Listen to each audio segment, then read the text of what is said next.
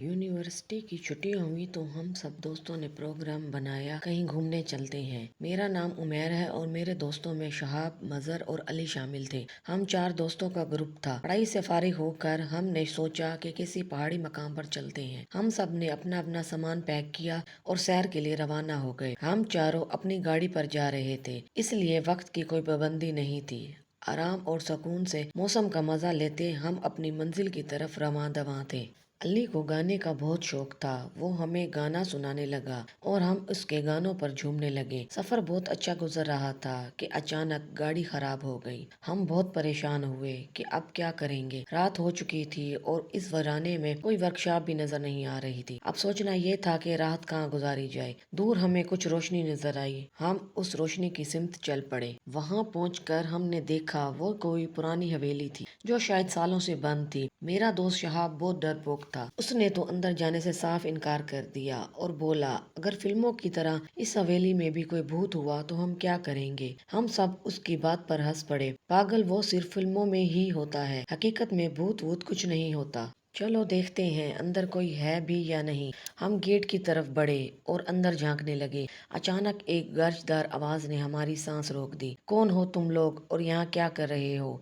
अंदर से एक काला और लंबा सा आदमी बरामद हुआ जो किसी तरह भी डरावनी फिल्मों के भूत से कम नहीं था। हमने बड़ी मुश्किल से खुद को संभाला और बोले, अंकल हमारी गाड़ी खराब हो गई है, हमें एक रात के लिए यहाँ रुकने दें। सुबह होते ही हम यहाँ से चले जाएंगे, आपकी बहुत मेहरबानी होगी। उसने खा जाने वाली नजरों से हमें देखा और गेट खोल दिया।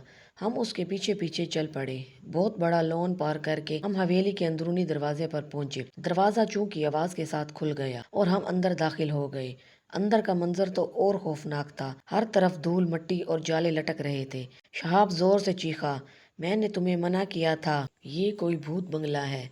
हम सबको भूत और चुड़ैलें खा जाएंगी और हमें कोई भी बचाने नहीं आएगा। उसकी बातें सुनकर हमें भी डर लगने लगा। इतने में वो आदमी जो शायद यहाँ का चौकीदार था बोला, तुम लोग मुंह हाथ धो लो, मैं तुम लोगों के लिए खाने का इंतजाम करता हूँ। भूख भी बहुत जोर से लग रही थी। हम फ्रेश होने के लिए चले गए। कुछ ही देर बाद खाना तैयार हो गया। हम सब ने पेट भर कर खाना खाया और सोने के लिए कमरों में चले गए। मैं और शहाब एक कमरे में और अली और मजर दूसरे कमरे में सोने चले गए। सारा दिन की थकन होने की वजह से हमें जल्द ही नींद आ गई। रात को मैं वॉशरूम जाने के लिए उठा। रात के तकरीबन 3 बज रहे थे। एक कमरे से कुछ लोगों के बोलने की आवाजें आ रही थी। मैंने इस कमरे के करीब होकर आवाजें सुनने की कोशिश की, लेकिन कुछ ठीक से सुनाई नहीं दे रहा था। अचानक किसी के चलने की आवाज आई और मैं भागकर अपने कमरे में आ गया। शहाब कमरे में नहीं था। मैं समझा वो भी वॉशरूम गया है, लेकिन काफी देर गुजरने के बाद मुझे फिक्र होने लगी। मैं अपने दोस्तों के कमरे में गया और उनसे शहाब के बारे में पूछा, लेकिन वो तो घोड़े बेचकर सो रहे थे। मैंने इनको जगाया और बाहर आकर शहाब को ढूंढने लगा आवाजें देने लगा, लेकिन शहाब का कुछ पता नहीं चल रहा था। हम बहुत परेशान हुए और चौकीदार के कमरे की तरफ चल पड़े।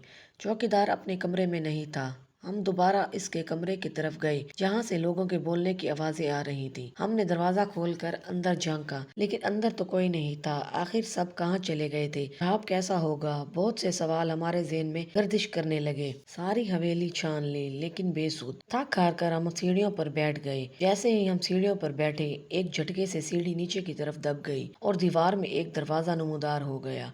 हम हैरानगी से एक दूसरे का मुंह देखने लगे। कुछ ना कुछ गड़बड़ तो जरूर है। अली बोला, चलो अंदर चलते हैं, हो सकता है शहाब अंदर हो। हम दरवाजे की तरफ बढ़े। नीचे सीढ़ियां उतर कर तय खाना था। हम सीढ़ियों से उतर कर तय खाने में पहुंच गए। अंदर बहुत अंधेरा था, कुछ दिखाई नहीं दे रहा था। बहुत गौर से देखने पर हमें 2 चमकीली आंखें नजर आईं जो हमें ही घूर रही थीं।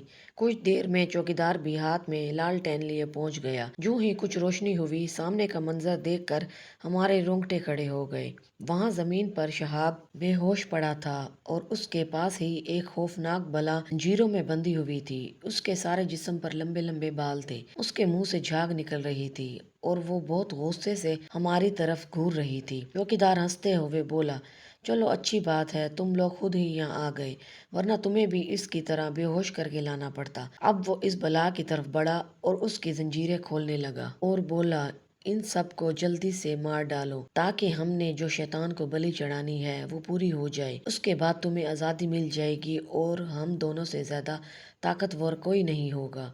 میں آگے بڑھا اور اسے زنجیریں کھولنے سے روکنے لگا۔ علی اور مظہر شہاب کو ہوش میں لانے لگے۔ پھر ہم سب مل کر اس چوکیدار پر ٹوٹ پڑے۔ میں نے ایک بڑا سا پتھر اٹھایا اور اس کے سر پر دے مارا۔